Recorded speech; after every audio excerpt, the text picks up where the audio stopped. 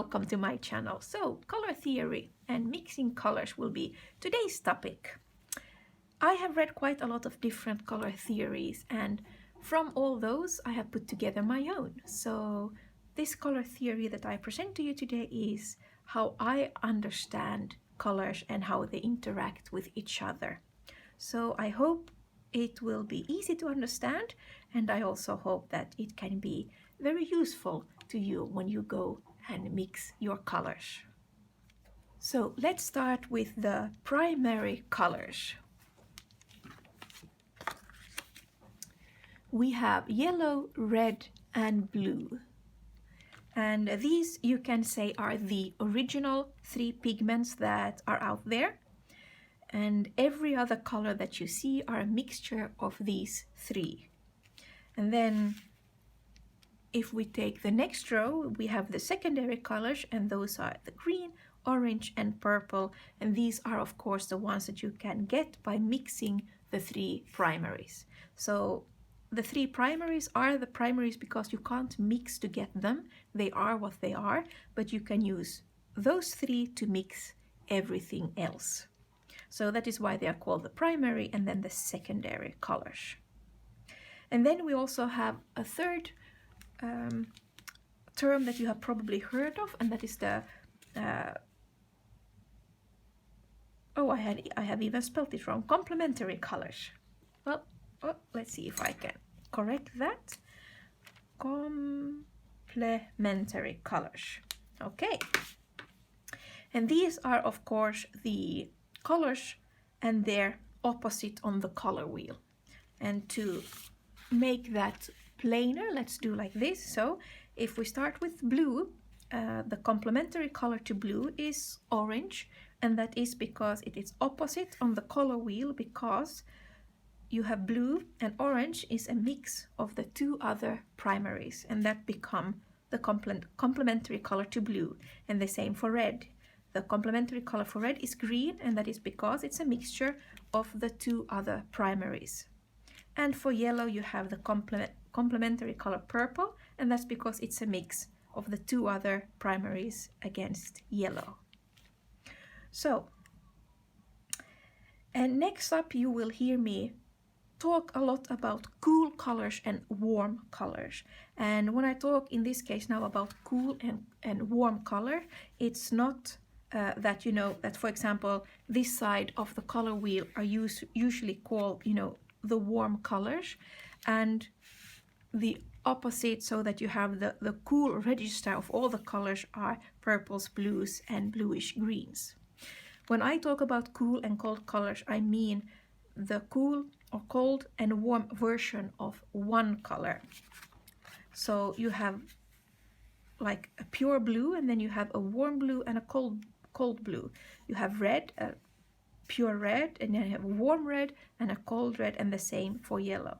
Now there are very few pigments that are a pure red or a pure blue or a pure yellow. You can probably find it in nature, but when it comes, especially when it comes to pigments for paint, they are usually mixed up a little bit of other colors in the blue, so that you almost never have a pure blue. And that is why I have mixed my own. So I have chosen a cold blue and mixed it with a warm blue, and that will give me, you know, as neutral blue as you can get. And what I mean with warm and cool colors is not how you perceive them. It's not that, you know, this, for example, feels warm or looks warm. It's because it actually contains a little bit of red. And the same with what I call a cool blue. It's not because it looks cold or feels cold. It's because it's actually contains a little bit of yellow pigment, and that makes it, when it comes to color mixing, a cool color. And to try and make that more clear, so this is the chart for cool colors, and this is for warm colors. And if I put the blues together, you can see, you know, a difference. But some people will maybe even see that they think that these colors as a blue can feel warm, but when it comes to mixing, they belong to the cold side. And that is because all of these blues, like Prussian blue, cerulean blue, permanent turquoise, intense blue, and phthalo blue. I don't have a phthalo blue, so it's empty. They all contain a little bit of yellow pigment, and therefore, if we go back to the chart, they are on this side towards the yellow on the chart and are therefore considered a cool or cold blue. And then we have the opposite. Then we have colors like ultramarine blue, cobalt blue, indigo, and dark blue. These are the blues that I have in my palettes, and they all contain a little bit of red in them, and that's why they are then considered a warm blue towards, they fit in here towards the red. And to know what blue is a cold one and what blue is a warm one is important when you are mixing colors. And that is why I want to go into that and show you why it is important to divide your blues and your reds and your yellows so that you know which one to mix with to get the colors that you want. And then if we continue, it's the same with the red colors. So here I have on the cold chart, we have carmine, Alyssa crimson, maroon, magenta, and also quinacridone, I don't even know how to spell that, quinacridone, something like that, rose, also cold color. And then on the warm side we have all the different cadmium hues, and also I think what was his name? Vermilion is a warm red, and there are a few other ones. But these are, again, the ones that I have in my palette. And the same goes for these. So all the cold reds have a little bit of blue in the pigment, or a little blue pigment in them, which means that they go towards blue and they are therefore considered to be cold.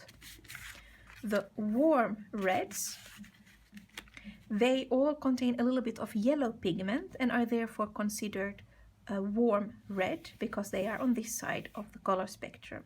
And the same for yellow. We have lemon yellow, you have, I think it's a Tansal yellow light, and here I have cadmium yellow light. They contain a little bit of blue pigment, so they are considered cold.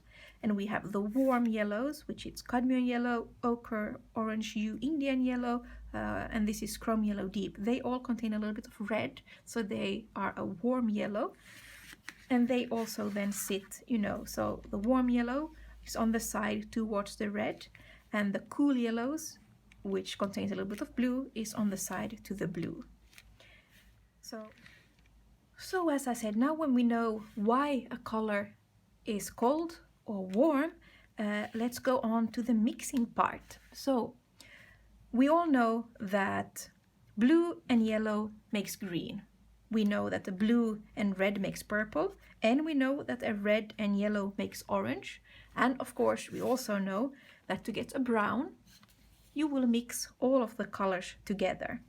Now here, for example, I have mixed all the warm colors, so a warm red, a warm blue, and a warm yellow, and it has given me a nice burnt umber-ish brown. This one I have used all the cold, so a cold lemon, a cold yellow, a cold blue, and a cold red, and it has given me more like a pale sepia color. So that are, like the fundamental in color mixing.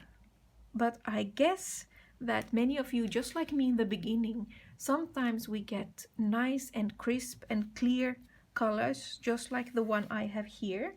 And sometimes when we are mixing, we get dirty colors, like this one, and not really a clear purple or an orange that is either too red or brownish or whatever. And that is because we have only taken a random yellow, a random blue, and sometimes it gives us a nice green, crisp green, and sometimes it gives us a muddy green. So that is where this chart comes in. So to get and nice crisp green, you need to use a cold blue and a cold yellow, because neither of those contain any red pigments. Which means that if you use those two, you get a green and there is no red pigment at all in that mixture. Now, if you choose, for example, a warm yellow and a warm blue, which both contains a little bit of red in them, and as we already know, red, yellow and blue makes brown. So if you mix a green with a warm blue and a warm yellow that contains a little bit of red in them, that is when you get the muddy browns, because those two colors contains red, and of course that will make your color look a little bit brownish. Now, to get a nice and crisp green, the most important thing is to use a cold yellow. So for example here, the lemon yellow. And then it's not as important for the blue, because the cold yellow will dominate. Well, while a warm yellow, especially this one which has quite a lot of red in it, will give you this muddy brown. Now sometimes, of course, it can be that you want a muddy brown. For example, with painting, I would say the fruit pear is seldom very clean and crisp, so then to have these gradients of a muddy green can be very useful. But otherwise, when we want to have a crisp and clean green, that is when we need to know that to use cold blue and cold yellow, and that will give us a color without any red pigment in it, and therefore clean, crisp green. And the same goes for all the other colors. So if you want a clean orange, you need to have a warm yellow that already contains red, and a warm red that already contains yellow, because that means that you get an orange with no blue pigment in it. And if you, where did I put that here? If you choose, however, like a cold yellow that contains a little bit of blue pigment and a cold red that also contains a little bit of blue pigment, you will get the brown muddy color. Here we have again, to get a pure purple, you need to use a warm blue that already contains a little bit red, and a cold red that already contains a little bit of blue, and then you will get this crisp, clean, so to say, pure purple. If you use either cold blue or a warm red, that will give you a little bit of yellow in the mix, and that is why those mixes will turn out to become a little bit muddy and brownish. Then again, for some nature studies, maybe these muddy colors can be very beautiful and very useful, but then you know, if you don't want them, how to avoid them, and if you do want them, how to get them. So now let's go to the actual mixing. Now I wanted to mix all these 6 colors together, but doing every one of them on camera would take quite a long time. So I decided to first already make 3 of them. So I have here the cold red, I have the warm yellow, and I have the cold blue. And I decided to mix them up like this because I thought this is the, clearest way to see many of the mixes. So I first mix it with lemon yellow, so the cold yellow, then with my cadmium yellow, the warm yellow, with the other red, in this case the cadmium red, the warm, then with the warm blue, ultramarine, and with the cold blue, Prussian blue. And here I tried to both do it, like more saturated colors, and then also paler colors with more water. So this, for example, if I remember correctly, is exactly the same color, just one is more saturated and then one watered down.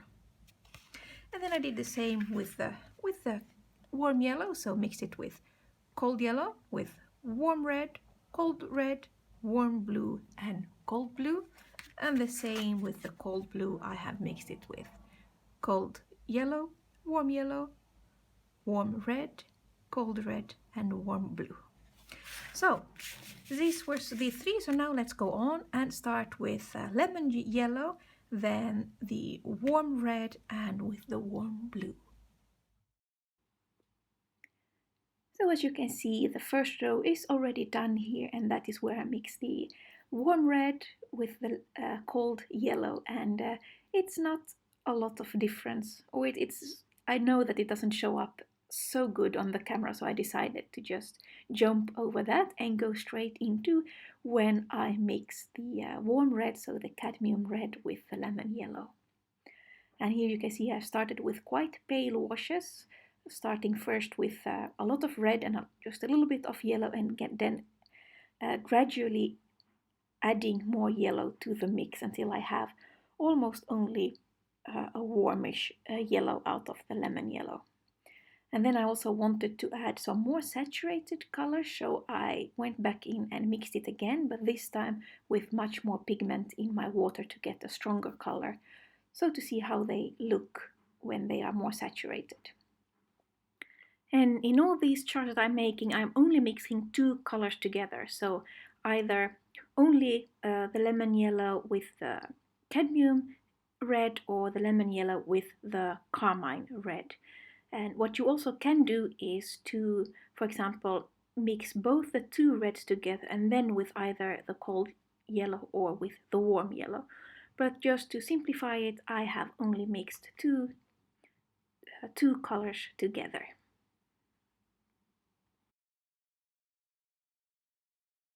Anyway, you can now see me go with the cold red, so I'm now mixing carmine with the lemon yellow, and this will give me a different orange than the one above. You could probably call this a little bit of muddy, maybe a muddy color, because of both the carmine red and the lemon yellow. They both contain a little bit of blue in them, which will of course result in our orange looking a little bit muddy because it will be a little bit brownish. Anyway, as well here now I try to get both saturated colors and pale washes, so I'm trying to mix a little bit of everything and see, depending on how much yellow or how much red I use, what kind of color that can result in. And then after this, of course, it's time for the blues. And first up is the ultramarine blue, so the warm blue. And that together with lemon yellows will of course give us different kinds of greens. And here I am first starting with quite pale colors. And then I will go on and trying to mix also a little bit more saturated colors. And here apparently I am not doing it from, dark to light, but a little bit mixed. Anyway, I really like these a little bit more muddy greens. For some reason I think they are more beautiful than a really, really crisp green. Maybe because it's quite seldom that you in nature see like a pure crisp green. Most of the plants and the grass and the trees that you see, they are a little bit, more a neutral kind of green. And so that is why I also prefer that kind of green for when I'm painting. And that of course you get by mixing your yellows, or to use a yellow or a blue that contains a little bit of red in, so that you get that a little bit more muted kind of green. And here now the last row is with the cold blue, so a Prussian blue together with the cold yellow. So this should give me those clean, crisp, quite bright greens that I was talking about, that I actually do not use as much, simply because I prefer a little bit more muddy greens. And that one was almost turquoise, and now when I'm adding a little bit more yellow, it will become these really clean and crisp greens, or pure green, depending on what you want to call them. It could be a very nice green to use though for if you are painting spring, so a spring landscape or spring blossoms and flowers. Then on leaves that are new, there you could use this kind of pure crisp green. So to the next chart, and now we are mixing all the colors together with cadmium red, and you can see that I have again jumped over the first line because lemon yellow together with cadmium red we already mixed on the other chart, so I thought it would be double to do that again. So here I am jumping straight into mixing the cadmium red with cadmium yellow, which is the warm version of both colors, which will give me a nice warm pure orange. And I think that if you look at the third from the left, that would be like what I would call a pure orange maybe. And here I'm just now trying to make both saturated and pale washes of that color. I could have done more with yellow maybe, but anyway. Okay, so now we will be mixing the both reds together, and again it will not show up as a big difference.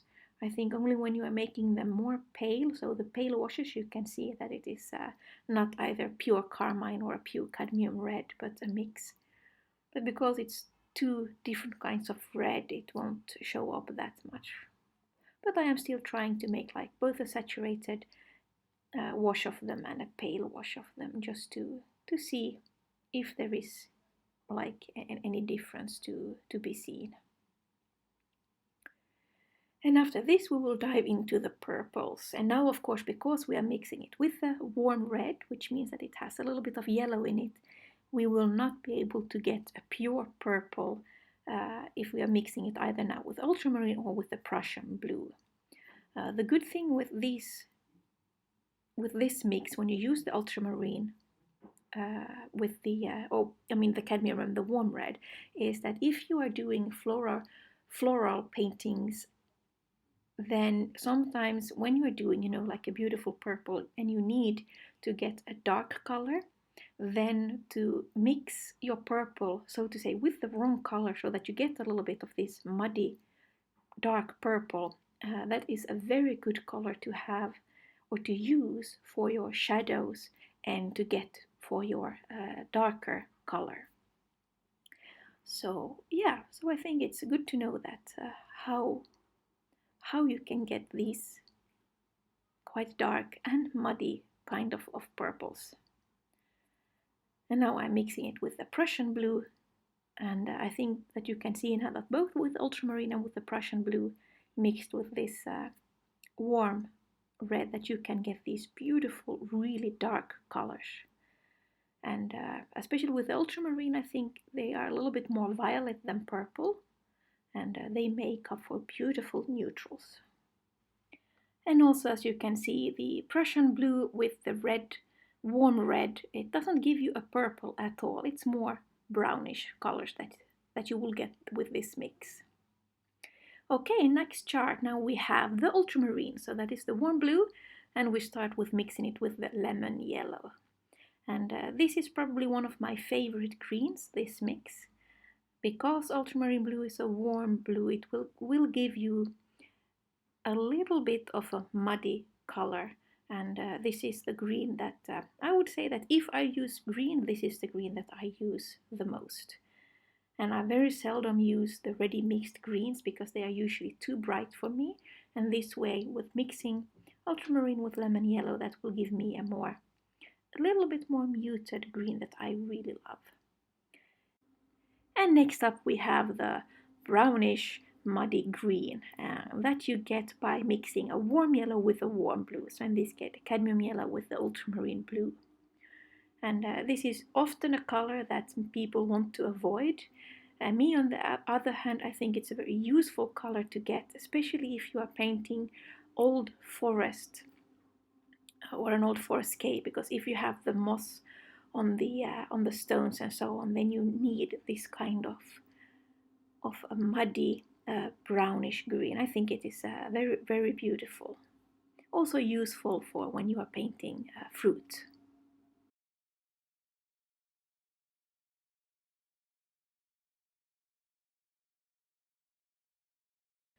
And then we are coming again to a purple. This is the same that we had on the previous chart. So it's a warm blue with a warm red, and this will give us not a pure purple, but more like a violet color. Very useful for when you are painting, I would say painting also fruit in this case, and plums and those kind of fruit, and also flowers. sometimes you need like a more neutral purple, and then to blend it like this with a warm blue and a warm red will give you more like a neutral purple or violet, which is beautiful to use for shadows.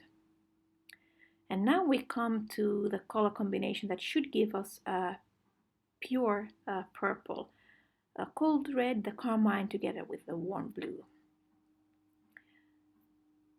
And this, of course, you could try and make even more out of this, but I tried to not only mix the purple but also to tone down the carmine with only a little bit of blue, and the same, just tone down the blue with a little bit of the red to see what colors that would give me. And again, as usual, I've tried to get both a little bit more saturated colors and paler colors where I use more water, just to see how that would behave. And here I would say that probably the third color from the left again is maybe what I would call like the pure purple. And last we have the two blues mixed together. And when you have them saturated, you don't actually see so much of a difference. But when you make them pale, then you can see that you can go from getting almost a cerulean blue to getting almost a turquoise blue, which is very nice to know when especially when you're mixing pale sky colors. So here they all are, the swatch cards all done. So I hope I've been able to demonstrate to you with this that when you start painting, if it's a watercolor or acrylic or even oil paint, you do not need to start out to buy a lot of colors, because if you only have a good version of a warm and a cold of the primaries, you can mix all the other colors. And then if you find that you mix one color all the time, then you can go and buy that and add that to your palette, and that way expand your palette until it is perfect for what you are using. So if you want to use a lot of flesh tones or corally tones, then you can add maybe more different kinds of cold reds or warm reds and mix them together to get more colors in that range. Or if you are a landscape painter, you need a lot of blues and a lot of greens, then maybe add more blues and more yellows to your palette and mix them to get an even broader range of those mixes. Because here now I hope that it's very visible. No, let's take these two. That when we are speaking of greens, how you can now get the clean greens and the muddy greens. Sometimes you do need a crisp and green, and sometimes you do want the muddy ones. And now hopefully you know and understand how to get them or how to avoid them. Now we haven't been mixing any browns or any neutrals yet, and that is because I will do that in next video. For example, I use a lot of brown and dark colors for painting birds, and you can mix them as well with these three colors. So that is what we will do in next week's video. I will also add a black and a white color and use that for dark colors and for neutrals.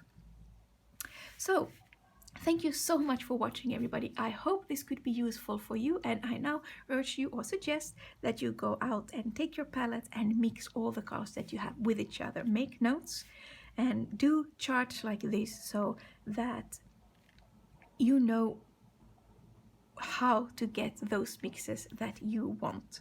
And I say take notes as well, because then when you get a color, then you know and remember how you got it. So now, for example, if I'm going to paint a sea and I want this like a stormy greenish blue, a little bit neutral green color, I would say maybe that, oh, I like this one or I like this one. And then I immediately can go and see, oh, I mixed it with ultramarine and cadmium yellow. So a warm blue and a warm yellow. Or I want this one, even a little bit purpley one. And then I know, oh, it was with a warm red and a cold blue. So this way, with a glance, you can see, oh, that's the color you want and need, and then exactly how to mix it with which colors. So thank you so much for watching, everybody. I hope this was useful. I also hope I didn't repeat myself too many times. and I will be back next week with mixing browns and neutrals. So again, thank you so much for watching, and I will see you next week. Bye.